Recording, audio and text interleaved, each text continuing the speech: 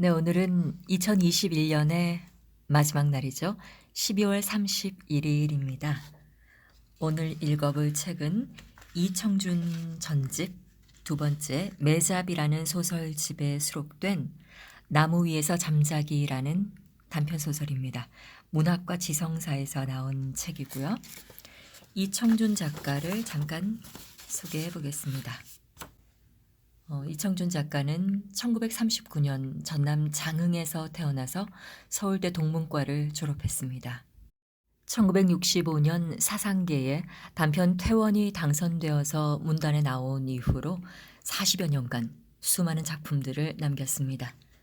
그리고 네이버 블로그 GGS1953님의 블로그에 수록된 글로 잠깐 소개를 해보겠습니다. 올해 2021년 이상문학상 대상 수상 작가인 이승우는 이청준 작가에 대해서 이렇게 말합니다. 나를 소설가로 만든 것은 이청준 선생이라고 말이죠. 같은 장흥 출신이기도 하고요. 이렇게 말하고 있습니다. 저에게 쓰기에 대한 최초의 충동을 불러일으킨 소설은 이청준 선생님의 나무 위에서 잠자기입니다. 오늘 읽을 소설이죠.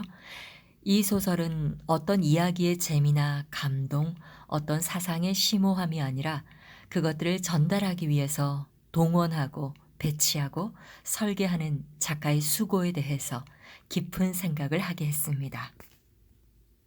또한 이승우 작가는 습작 시절부터 이청준의 소설을 여러 번 반복해서 읽으면서 공부했다고 합니다. 그는 글의 길이 막힐 때마다 선생의 소설을 펼쳐 읽으면 신기하게도 막혔던 글의 길이 희미하게 보이고 그러면 그 희미한 빛에 의지해서 다시 쓰면서 최초의 소설을 완성할 수 있었다고 말하고 있습니다. 그리고 바벨을 쓴 소설가 정용준도 스승 이승우 소설가의 추천으로 소문의 벽을 읽게 됐습니다. 그는 소문의 벽을 읽고 소설이 인간을 다루고 인간의 삶을 탐구할 때 얼마나 강력해지는지를 알았다. 좋은 소설에는 원만히 풀리지 않는 모순이 있고 그 모순 속에 인간이 있음을 깨달았다고 말하고 있습니다. 또한 이기호 작가는 이청준 연작소설 가위 및 그림의 음화와 양화에 대해서 기억과 망각의 가위 눌림 속에서 하나의 그림을 보여주고자 분투하는 작가 자신의 모습이 있다고 했습니다. 그는 1980년 리얼리즘 소설 후일담 문학이 득세하던 시기에 반대 방향으로 가려 했던 작가의 윤리의식을 볼 수 있다면서 소설은 내용이 아니라 문장이고 새로운 태도나 내면을 만드는 것이 작가의 문장인데 이청준 선생의 소설은 문장의 힘이 지면을 뚫고 나온다고 말하고 있습니다. 자, 이쯤 되면 이청준 작가의 나무 위에서 잠자기가 궁금해지는데요. 오늘은 나무 위에서 잠자기 전문을 읽어보겠습니다.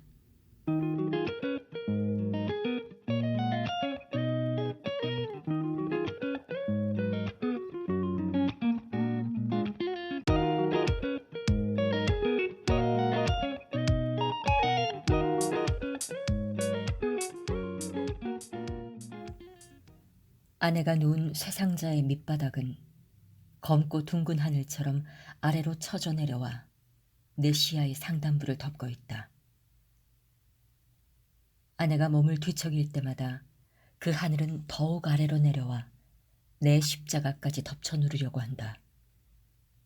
나의 십자가는 그 아내의 침대 아래로 저지대의 시가지를 내려다볼 수 있는 창문에서 위험 신호를 보낼 듯 쉴 새 없이 깜빡이고 있었다. 그러니까 나는 방바닥에 누워서도 몸만 조금 비틀면 언제나 십자가를 볼 수 있는 것이다. 내 잠자리에서 그 십자가를 볼 수 있다는 것은 얼마나 다행스러운 일인지 모른다. 십자가는 수시로 변신을 했다. 십자가에는 유리창처럼 만든 내 팔에 각각 형광등이 하나씩 설치되어 있었다. 한데 어느 때부턴가 그 형광등들이 차례로 고장을 일으켰다. 그러자 십자가가 검은 하늘에서 문자놀이를 시작했다. 4개의 팔이 하나 또는 둘씩 교대로 고장을 일으켜가면서 갖가지 문자를 만들어냈다. 말하자면 상단부 형광이 꺼지면 O자를, 좌측 팔이 떨어져 나가면 A자를 쓰는 식이었다. 4개의 팔이 쓸 수 있는 문자의 수는 10가지가 넘었다. 본래의 십자가, 제 모습을 찾는 때란 매우 드물었다. 어쨌든 그 밤하늘의 문자놀이는 나의 잠자리를 제법 심심치 않게 해주었다. 하룻밤에 내가 잠이 들 때까지 몇 가지 문자가 나타나는가? 또 내가 좋아하는 문자는 몇 번이나 나타나는가? 그런 것들로 나는 재수를 점치기도 했고 즐거운 꿈을 빌기도 했다.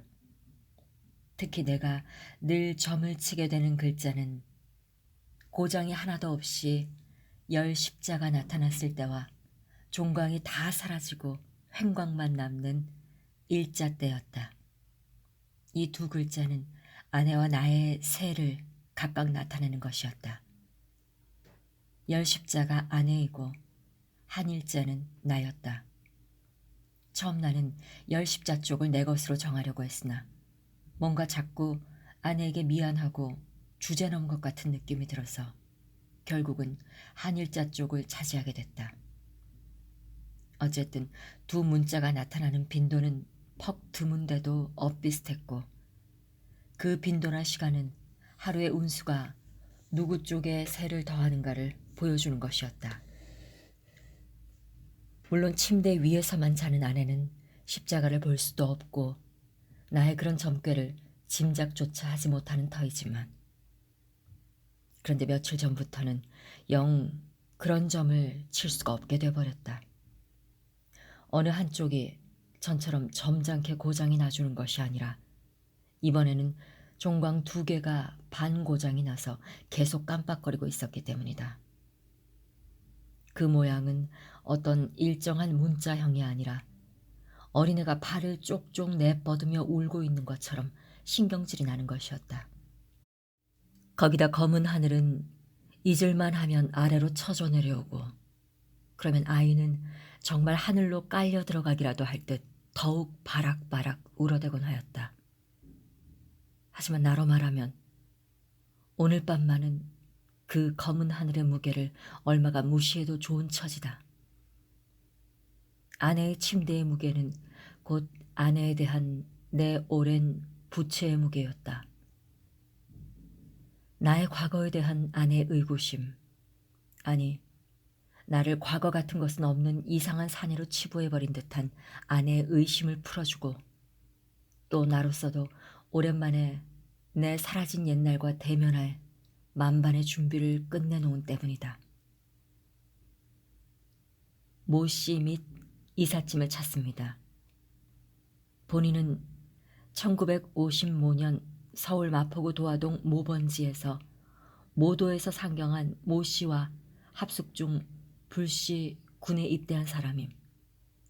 후일 동숙인 모 씨에게 본인의 이삿짐 행방을 문의하였던 바 모 씨는 이웃 모모 씨에게 짐을 맡기고 역시 하향했다고 함. 이후 현재까지 모모 씨의 행방을 찾고 있으나 종무소식. 본인의 신상에 지대한 안위가 걸린 사안이니 모모 씨 및 본인의 이삿짐 소재나 행방을 아시는 분은 하기 주소로 연락해 주시면 후사하겠음. 특히 모모 씨는 현재 이삿짐 보관 여부에 불구하고 1차 본인과의 면담을 요망. 짐의 행방 탐색에 도움이 크겠음. 주소 아무데 운운. 오늘날 나는 대략 이런 내용의 광고를 집에서 구독하고 있는 일간지에 지급으로 신청해 놓은 터였다. 생각이 잘 나진 않지만 사실 이보다는 훨씬 요령 있는 글이었을 것이다. 아내가 알면 나를 더 우습게 여기겠지만 아내는 신문 광고는커녕 기사도 잘 읽지 않는 성미니까 그 점은 안심이다. 광고는 내일 아침에 실려 나올 것이다. 그러면 금방 나는 과거사가 증명되고 아내의 무고한 의심과 경멸로부터 벗어날 수 있게 될 것이다. 내일이다. 내일. 나는 내일 금방 나의 짐을 찾게 되기라도 할 것처럼 마음이 들떴다. 어찌 아내의 침대 무게에 압도만 당하고 있을 것인가. 아내가 그런 나의 속을 꾸짖는 듯 또 한 번 몸을 뒤척여 검은 하늘을 내려보냈다. 하지만 나는 여유 있게 웃었다. 십자가가 또 우는 어린애 형국으로 깜빡거리는 게 신경질이 났지만 적어도 그것을 견딜 수 있을 만큼은 여유가 있었다. 대강 눈치를 챘겠지만 아내는 침대에서 자고 나는 방바닥에서만 잔다.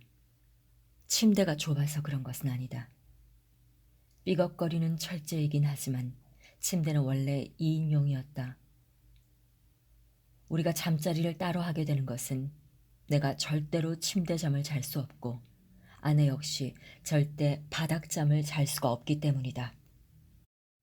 아내는 바닥에서 잘 수 없는 이유를 마치 내팽개쳐진 것 같기 때문이랬다.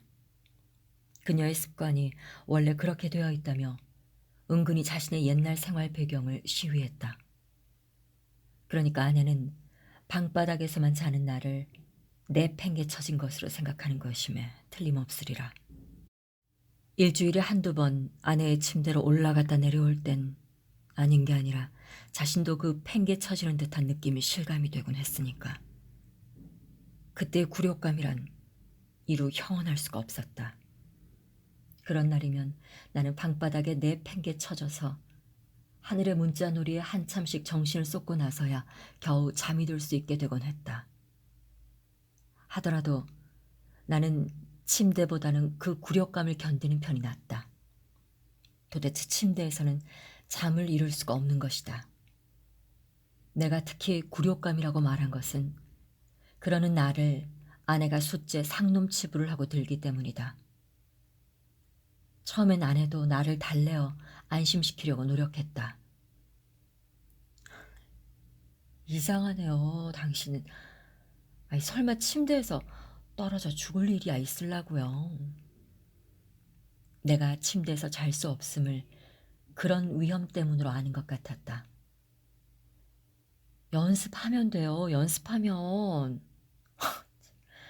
아니, 그게 무슨 꼴이에요. 이런저런 설득으로 나를 간신히 침대로 끌어올려 눕히곤 했다. 그러나 나는 한참도 못 가서 다시 침대에서 내려와 버리곤 했다.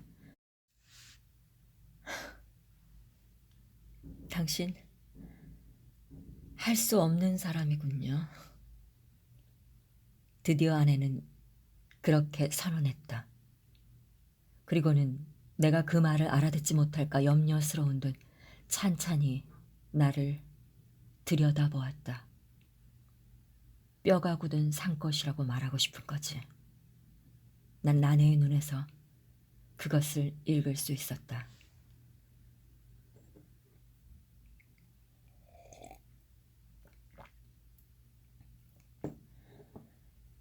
초등학교도 다니기 전 어렸을 적의 일이었다. 나의 고향 마을에는 다른 마을이나 마찬가지로 커다란 팽나무가 한 그루 서 있었다. 여름이 되면 사람들은 점심을 먹고 오후 일을 나서기 전 대개 그 팽나무 그늘로 찾아와 낮잠을 즐기거나 잡담을 했다. 나는 더욱이 집이 가까웠으므로 언제나 그 팽나무 근처에서 거의 하루 해를 보내곤 했다.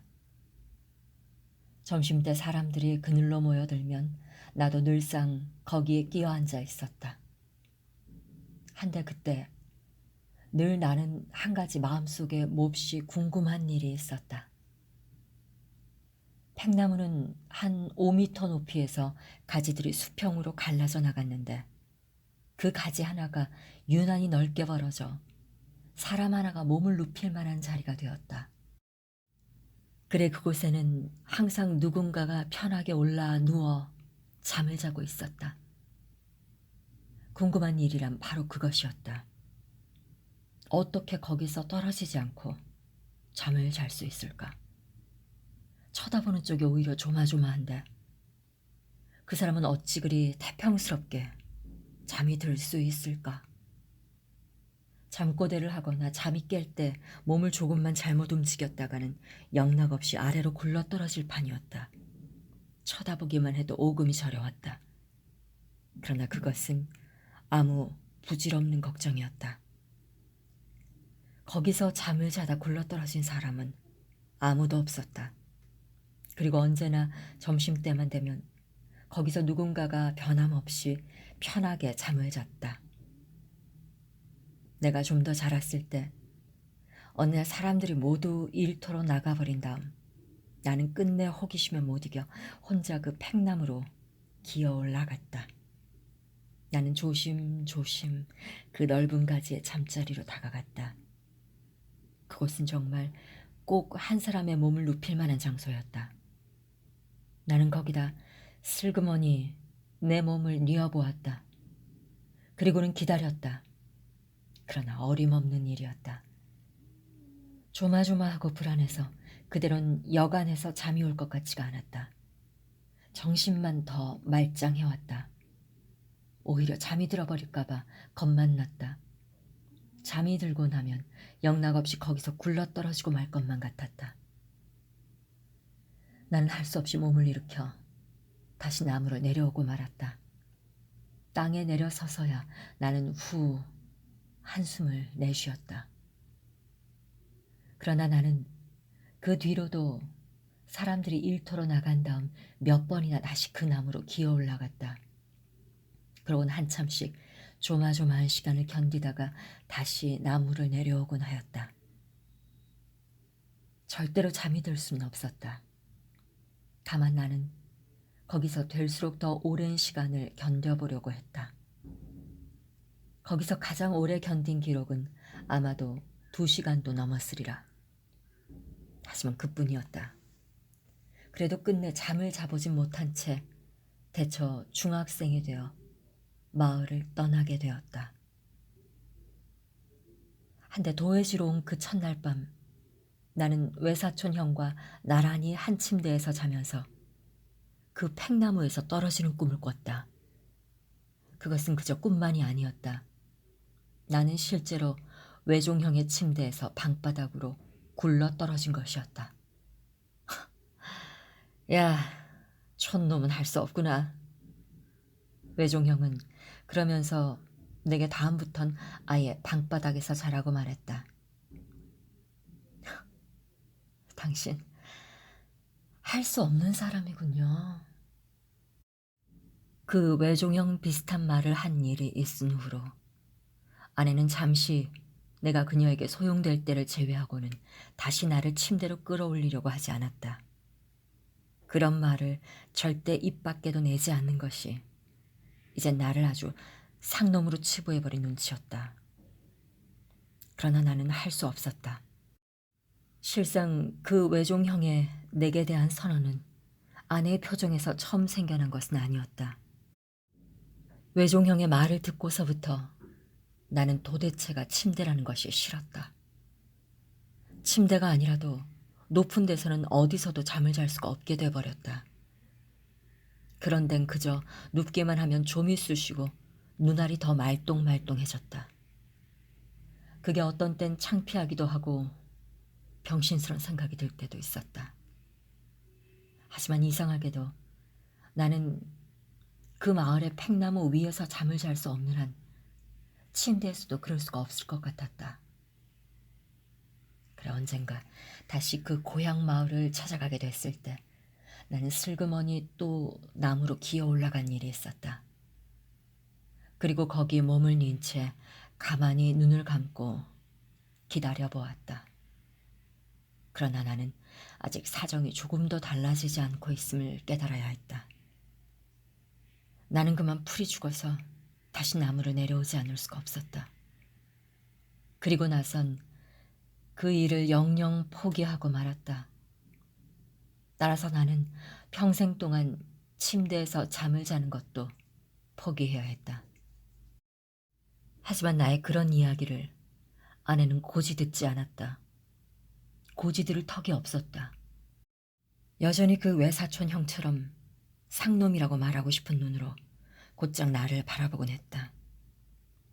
나는 물론 그런 아내에겐 반대다. 아내가 나를 침대에서 자지 못한다고 상놈이라고 하고 싶어 한다면 나는 침대에서 잠을 잘 때는 아내를 상것이라고 생각해야 한다. 그 편이 상것 쪽에 더 가까운 것이다. 아내가 상것이라고 하는 것은 결국 그 투박한 농촌 일꾼 같은 사람들을 뜻할 것이고, 높은 데서 잠을 자기로 한다면 아내는 그 사람들을 당할 재간이 없을 것이기 때문이다. 아내의 생각대로라면 그 사람들은 아내보다 몇 곱절이나 더 양반이어야 하는 것이다. 그러나 나는 그렇게 마음 비좁게만 생각하고 싶지는 않았다. 사실 그런 건 아무 상관도 없는 일이기 때문이었다. 뒷날 생각이 난 일이지만 내가 거기서 잠을 잘 수 없게 된 것은 먼저 남이 자는 것을 보고 요모조모 쓸데없는 생각들을 앞세웠기 때문이었다. 무턱대고 나무를 기어 올라가 그늘 좋고 시원하고 조용한 것이 낮잠엔 썩 제격이라고 여기고 몸을 뉘었더라면 나도 거기서 잠을 잘 수 있었을 것 같았다. 그랬더라면 물론 침대에서도 잠을 잘 수가 있었을 것이다. 그런 우연한 일로 양반과 상놈이 나뉜다면 상놈 쪽은 너무 억울할 것이 아닌가. 하긴 내게는 작은 일에도 매사를 유별스레 초조해하고 조마조마해하기를 잘하는 소심증 증세가 있는지도 모른다. 회사에서 조그만 일을 밀어넣고도 마음이 편하지 못해 안절부절 못하는 것 따위는 아마 그런 증거일 것이다. 회사에선 바로 그런 소심증 때문에 일을 늘 터무니없이 빨리 처리해서 오히려 모범사원 표창까지 받은 처지니까. 하지만 문제는 아내가 그런 나를 영 신용하지 않으려 한다는 점이었다.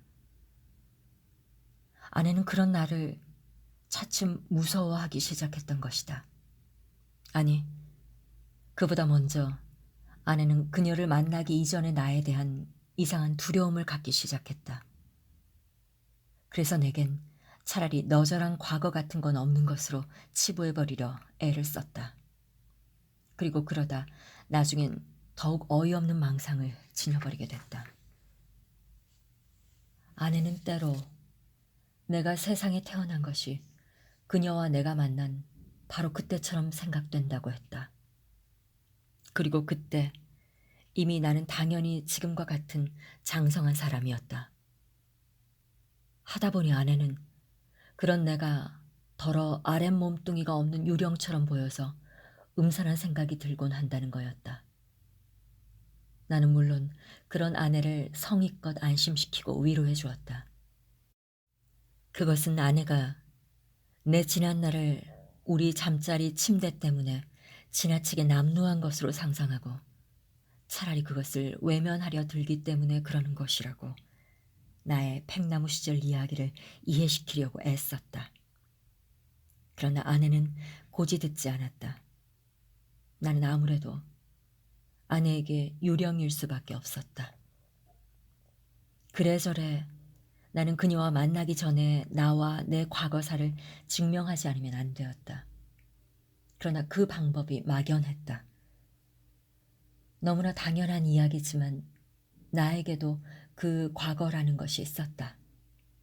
그런데도 나는 그것을 아내에게 보여줄 도리가 없었다. 나의 과거는 내 머릿속에 밖에 지니고 있지 못했기 때문이다. 나는 아내 앞에 기가 죽어 지닐 수밖에 없었다. 그것을 증명하지 못하는 한 나는 아내에게 하나의 망령이었다. 그러나 오늘만은 사정이 달랐다. 아내가 또 몸을 뒤척였다. 둥글고 검은 하늘이 시야로 깊게 늘어져서 내려온다. 아내도 아직 잠이 들 수가 없는 모양이다. 허공의 문자놀이에 빠져 언제나 아내보다 늦게 눈을 감는 나는 아내가 잠이 드는 때를 알고 있다. 이렇게 늦게까지 침대를 삐걱거리고 있는 것은 아내의 다른 말이었다. 나는 그 아내의 하늘에 짓눌린 십자가를 보았다. 그것은 여전히 신경질적으로 종광을 깜빡여댄다. 열십자도 한일자도 어느 편이라고는 할 수 없었다. 열십자는 아내의 새, 한일자는 나의 새. 열십자가 이길 때 나는 무슨 일이 있어도 아내의 신호에 응해가지 않는다. 아내의 신호를 못 알아들은 채 해버린다. 내가 침대로 올라가는 것은 한일 때일 뿐이다. 그것도 저쪽에서 신호를 보내올 때만. 내 쪽에서 먼저는 쑥스러워서 또 안 된다. 그런데 오늘 밤은 한일자도 열십자도 아니다. 사정은 괜찮은데 새가 완전한 내 편이 아니다.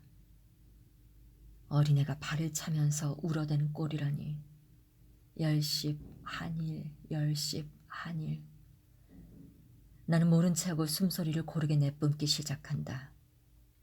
오랜만에 좀 더 유쾌한 상상을 즐기기로 작정했다. 그것은 즉 며칠 안에, 이르면 내일이라도 아내를 점잖게 굴복시키는 일이었다. 아내는 이제 내 지난 날을 자신의 눈으로 직접 보게 될 것이다. 그때 나는 아무런 다른 말도 필요가 없으리라. 그러고도 당당히 내 과거를 증명한다. 내가 그저 황당한 유령이 아니라는 것을, 그리고 내 과거사가 얼마나 떳떳하고 값진 것이었냐는 것을. 나의 설명 따윈 한마디가 없어도 아내는 직접 보고 말 것이다.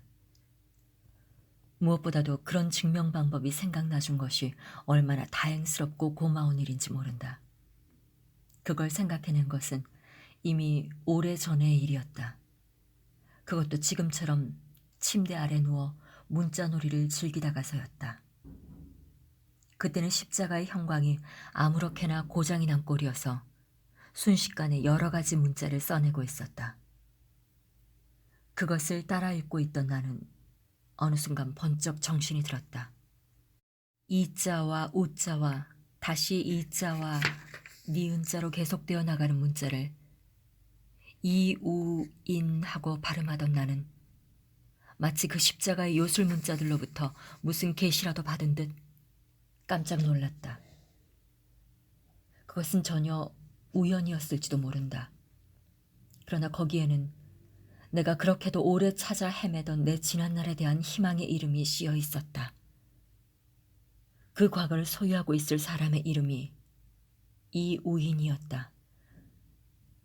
왜 그것을 여태 생각해내지 못했을까? 그러니까 1960년 1월이었다. 나는 그때 마포 도화동 선로길 아래에서 겨울을 견디고 있었다. 그때 나의 방에는 고향 근처에서 온 친구가 하나 같이 지내고 있었다. 그러다 어느 날 나는 역시 같은 서울에서 겨울을 견뎌보겠다고 버티던 또 다른 고향 친구 하나가 드디어 손을 들고 하얀길에 오르는 것을 역으로 바래다주게 되었다. 뭐 바래다주고 바램을 받고 할 주제들은 못 되었지만 그 친구가 빨래 뭉치며 빈 김치 항아리 따위를 힘에 겨워 했기 때문에 그것을 역까지나 좀 들여다 주려던 것이었다. 한데 막상 서울역에 들어서고 보니 나는 금세 생각이 달라졌다. 역이라는 곳이 원래 그런 곳이었다. 더욱이 나는 고등학교 때부터 전국 유학여행을 돌았을 정도니까 역이라는 곳에만 가면 늘 마음이 싱숭댔다. 한데다 녀석까지 나를 짓궂게 충동질했다. 야, 니까 놈이 버티면 며칠이나 더 버틸 테냐. 후회하지 말고 일찌감치 함께 가자. 그래서 나는 주머니를 털었다. 녀석의 주머니까지 몽땅 털어내니 겨우 차비가 마련됐다. 그렇게 하여 갑자기 하얀 기차를 타버린 뒤로 나는 친구들의 묻어 그 길로 입대를 하고 말았었다. 별로 조급하게 서두를 이유도 없으면서 그렇게 군복을 입어버린 것은 그것이 어차피 치러내야 할 부채쯤으로 생각되었기 때문이었다. 친구들과 함께 어울린 탓도 있었지만 보다 더 결정적인 이유는 아마 여기서도 나의 그 소심증이 발동을 한 때문이었다. 입대를 하고 나서 초반기에 고된 훈련이 끝나자 나는 겨우 서울 일들이 생각났다. 동숙해오던 친구 일도 걱정이었고 나의 짐도 염려스러웠다. 엽서를 써보냈더니 그것이 한참 만에 반송되어 돌아왔다. 수취인 불명이었다. 할 수 없이 제대까지 참고 기다렸다가 수소문에 찾아가 보니 그는 고향 쪽 읍내 거리에서 구멍가게를 내고 앉아 있었다. 그 역시 내가 소식이 없게 되자 며칠 뒤에 곧 하얀길 기차를 타버리고 말았노라고. 그때 내 짐들을 대강대강 꾸려다 근처에 아는 사람 집에 맡겨두었다고 했는데 그 사람의 이름이 이우인이라고 했다. 그러나 그땐 이미 그 이우인이란 사람도 행방이 묘연했다.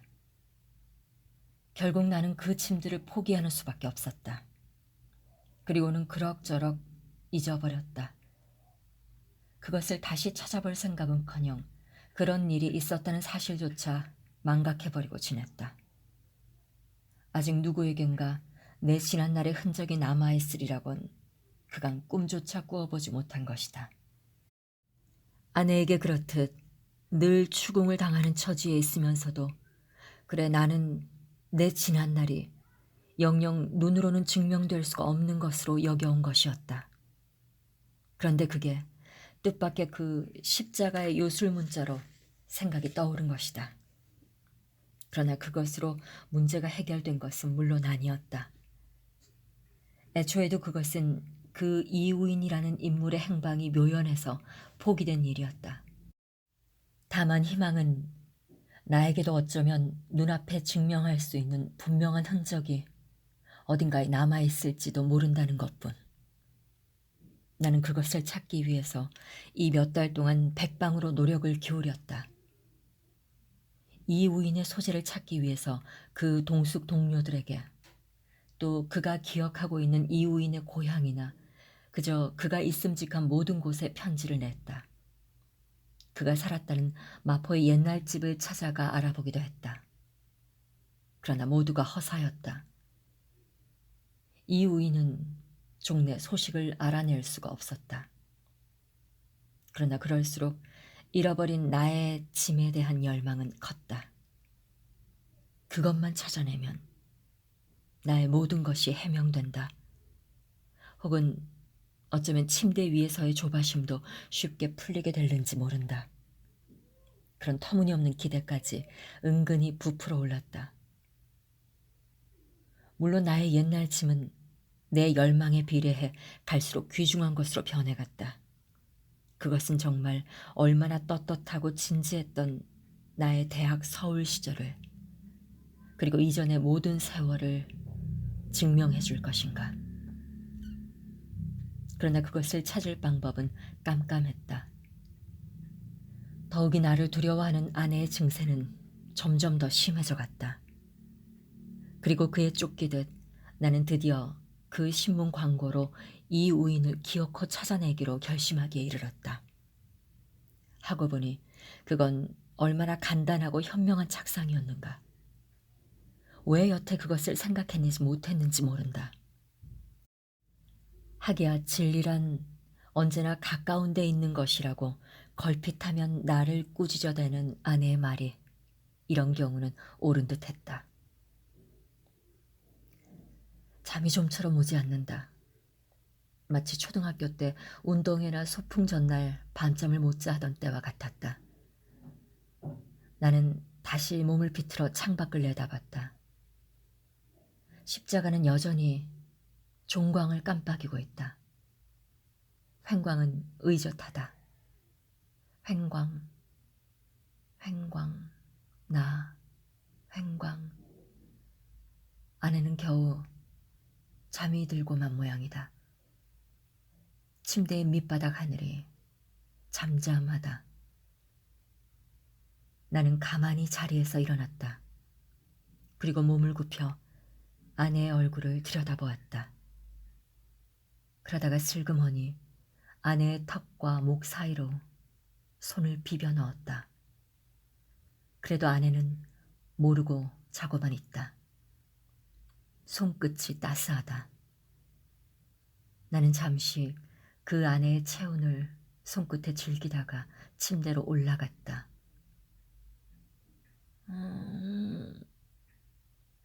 아내는 잠결에 귀찮은 소리를 한번 하고 나서는 겨우 눈을 떴다. 그리고는 깜짝 놀라는 듯 했다. 하긴 놀라운 일일 것이다. 아내의 부름 없이 내가 침대로 올라간 일은 없었으니까. 당신 웬일이에요? 나는 아내의 말을 묵살했다. 말뿐만이 아니라 아내의 표정, 아내의 의구심, 모든 것을 묵살했다. 다음날 새벽 나는 또 방바닥에서 눈을 떴다. 이상한 일이었다. 언제 바닥으로 내려왔는지 생각이 떠오르지 않았다. 어젯밤 나는 분명 침대에서 잠이 들고 있었다. 의례 또 내가 방바닥으로 내팽개 쳐주리라고 생각했던 아내는 내가 침대에서 내려가지 않을 기미를 보이자 이렇게 물었었다. 당신 떨어지지 않을 자신 있수? 나는 그때 나의 광고를 생각했다.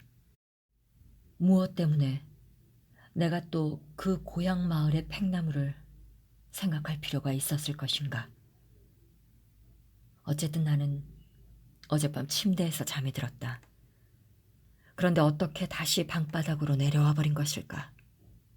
혹시 몸을 꼬고 비틀고 하는 바람에 아내가 끌어내려 준 것은 아닐까? 그렇지도 않다면 분명 나는 침대에서 다시 굴러떨어진 것일 게다. 알아볼 길이 없다. 아내는 아직 단잠에 떨어져 있다. 나의 아침은 제일 먼저 아내의 침대 및 그 둥그런 하늘로부터 찾아왔다. 그 하늘이 제일 먼저 나의 시선에 닿고 또 그곳부터 아침이 밝았다. 아직은 그 하늘이 깜깜하다. 어떻게 내려온 것일까? 어쨌든 나는 기가 죽을 수밖에 없었다. 기분까지 미적지근했다. 그래 한동안 나의 광고에 대해서까지도 생각이 미치지 못하고 있었다.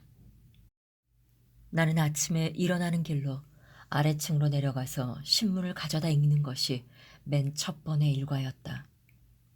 그리고 아내는 그때까지 아직 자고 있는 게 보통이었고, 그래서 신문은 언제나 내가 가져와야 했다. 오늘도 나는 그 신문 생각을 하고 나서 아래층으로 내려가다가 비로소 그 광고를 생각해냈다. 방으로 돌아온 나는 불을 켜고 신문을 조사하기 시작했다. 광고는 게재돼 있었다. 그것은 장롱에 넣어둔 돈 2만 원에다 트랜지스터 라디오를 훔쳐 도망친 아들과 6.25 때 월남하다가 영등포 근처에서 불의에 헤어지고만 누이 동생을 찾는 두 시민 광고 사이에 실려 있었다. 그런데 나는 광고를 보자 까닭없이 가슴이 철렁 내려앉았다. 무슨 까닭인가? 어젯밤 그렇게 나를 의기양양하게 했던 그 광고가 막상 신문에 실려 있는 것이 어째서 나를 두렵게 하는 것일까? 그러나 나는 그렇듯 재물에 집히는 데를 꾹 누르고 광고를 읽어내려갔다. 그러다 나는 내가 그 광고를 두려워하고 있는 이유를 어슴풀에 깨닫기 시작했다. 간밤의 꿈이 생각났다. 나는 내 짐을 찾아낸 거라고 했다. 이우인이란 사내가 트렁크를 가지고 나를 찾아왔다. 나는 내 짐짝이라는 그 트렁크를 열자 깜짝 놀랐다. 트렁크 안에는 아무것도 들어있는 것이 없었다. 어떻게 된 거냐고 물으니까 사내가 딱한 얼굴로 말했다. 당신은 무얼 찾고 있었던 거요? 이걸 찾아서 무얼 하겠다는 거요? 이건 그저 빈 트렁크가 아니요. 그렇소. 트렁크는 애초부터 비어 있었으니까요. 책 몇 권, 대학 노트, 일기장 몇 권, 그리고 사진 몇 장이 들어있었을 뿐이었습니다.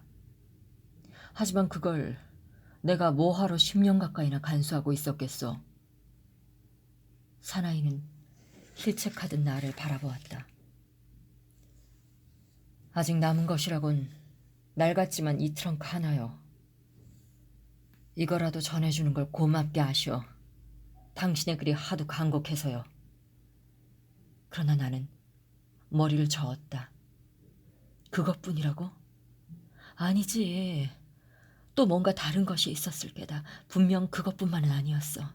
내가 이토록 찾고 있는 것만 봐도 거기에 얼마나 귀중한 것이 간수되고 있었을 것인지 알만하지 않은가. 믿지 않는 얼굴이군요. 참, 하도 오래돼서 잊고 있었습니다만 당신의 빨지 않은 와이셔츠 2벌과 작업복 하의가 하나 들어있긴 했습니다. 하지만 그게 아직 간수되고 있으리라곤 생각하지 않으시겠지요? 와이셔츠 2벌하고 작업복까지. 나는 여전히 머리를 저었다. 거짓말이다. 또 있을 거다. 한데도 나는 그게 영 생각나질 않았다. 안타까워서 사내만 자꾸 쳐다봤다. 그러자 사내는 정말 화가 나서 뭐라고 욕을 퍼붓고 싶은 얼굴이더니 그래봐야 별 수가 없다고 생각했는지 딱한 표정으로 이렇게 말했다. 도대체 거기다 뭘 넣어두었단 말이오? 혹시 당신과 함께 있던 사람이 꺼내간 거 아니오? 내가 전해받을 땐 분명 그것뿐이었단 말이에요. 아참, 이제 또 생각이 나는데 얇고 더러운 이불 조각이 하나 있었죠. 아마 그건 아직도 우리 집 광 어디에 처박혀 있을 거요. 전해드릴까요? 하지만 찾아가더라도 이제 다시는 덮지 못할 겁니다. 더럽고 떨어진 데다가 곰팡이까지 앉았을 테니. 나는 또 고개를 저었다. 이불은 물론 찾고 싶지 않았다. 하지만 내가 고개를 저은 것은 아직 더 생각을 해보자는 뜻이었다. 정말 그 친구가 뭘 빼냈는지도 모른다. 그러나 나는 그것을 생각해낼 수가 없었기 때문에 무턱대고 사내만 다그치고 있었다.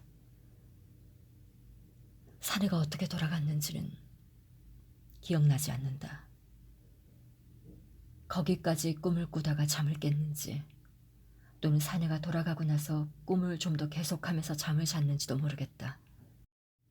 어쨌든 잠을 깼을 때는 내가 방바닥으로 내려와 있었고 그 사실 때문에 나는 미처 꿈 생각을 하지 못했던 것이다.